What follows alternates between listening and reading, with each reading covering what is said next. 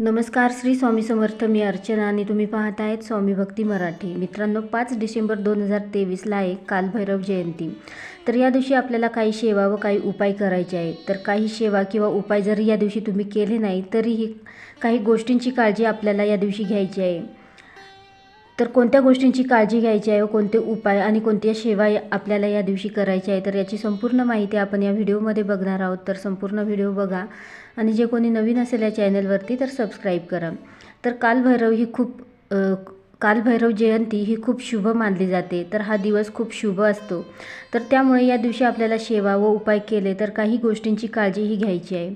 तर कालभैरव हे भगवान शंकरांचेच एक रूप आहे. तर या दिवशी भगवान शंकरांची पूजा केली जाते. तर बरेच लोक या दिवशी कालभैरवांच्या मंदिरात जाऊन पूजा करतात किंवा शंकरांच्या मंदिरामध्ये जाऊन पूजा केली तरीही चालते.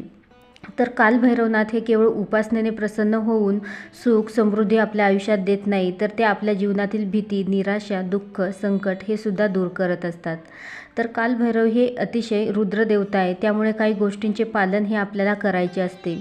तर या दिवशी भैरवनाथांच्या मंदिरात मोहरीच्या तेलाचा दिवा लावायचा आहे. त्यानंतर बेलपत्रावर चंदनाने ओम नमः शिवाय लिहून ते शिवलिंगावर अर्पण करायचं आहे. नंतर या दिवशी कुत्र्याला काहीतरी खाऊ घाला, कारण कालभैरवांचं वाहन हे कुत्रं आहे.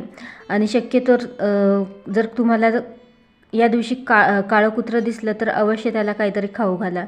तर असं केल्याने आपल्या आयुष्यातील सर्व संकटे दूर होतात. तसेच एखाद्या व्यक्तीवर काही भूत प्रेत बाहेरची बाधा केली असेल किंवा नजर लागली असेल तर अशा वेळी या जयंतीच्या दिवशी ओम कालभैरव नमः या मंत्राचा जप करायचा आहे. तर त्यांना आणि त्यानंतर त्यांना प्रार्थना करायची आहे. जी तुमची समस्या असेल तर ती समस्या आपण बोलायची आहे. तर हे आई मुलांसाठीही करू शकते किंवा कोणीही घरातील व्यक्तींसाठी कोणीही हे करू शकतो. तर तशी प्रार्थना करावी. ज्या व्यक्तीसाठी आपण ही सेवा करत आहोत त्या व्यक्तीच्या ज्या काही समस्या असतील, काही आजारपण असतील तर ते कमी होण्यासाठी आपण प्रार्थना करावी. तर ही अगदी मनापासून प्रार्थना करायची आहे. तर या दिवशी कोणत्या चुका आपल्याला करायच्या नाही. तर कालभैरव हे रुद्र देवता आहे. तर या दिवशी खोटं बोलू नका, कोणालाही दुःख, वेदना, त्रास होईल असं वागू नका. तर हे त्या दिवशीच नाही तर कायमच असं व्हायला हवं आणि विनाकारण कोणालाही त्रास देऊ नये. तर या दिवशी कुत्रा, गाय अशा प्राण्यांशी आपल्याला या दिवशी तुच्छ वागणूक त्यांना द्यायची नाही. तर ही पण आपण त्या दिवशीच नाही तर इतर वेळीही आपण हे करायला पाहिजे.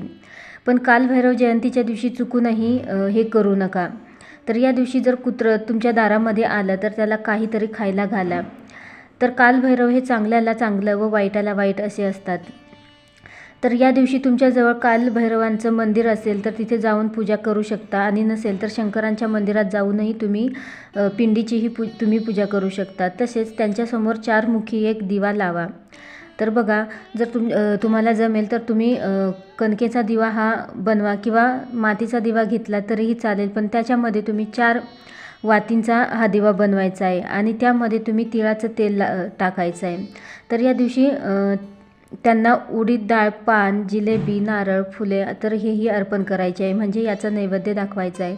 तसेच कालभैरव अष्टकाचंही पठण आपल्याला करायचं आहे. तर या दिवशी तुम्हाला होतील तितक्या सेवा तुम्ही करा आणि तुमच्या जवळपास जर कालभैरवांचं मंदिर असेल तर नक्कीच तिथे जाऊनही तुम्ही या सेवा करा आणि त्यांची पूजाही करा आणि ज्या वस्तू सांगितल्या आहे तर त्याही तुम्ही अर्पण करा. त्याचबरोबर तुम्हाला कुठेही म्हणजे तुमच्या घरासमोर किंवा तुमच्या दारात जरी कुत्रं आलं तर कोणतंही कुत्रं असू द्या तर त्या कुत्र्याला तसंच जाऊ देऊ नका. त्याला काहीतरी आजच्या दिवशी खाऊ घाला. नक्कीच तुमच्या ज्या काही समस्या असतील ते कालभैरव नक्कीच पूर्ण करतील आणि दिवसभरामध्ये तुम्ही ओम कालभैरव नमः या मंत्राचा जपही तुम्ही करू शकता. व्हिडिओ जर आवडला असेल तर लाईक करा, कमेंट करा, शेअर करा आणि सबस्क्राईब करा. श्री स्वामी समर्थ.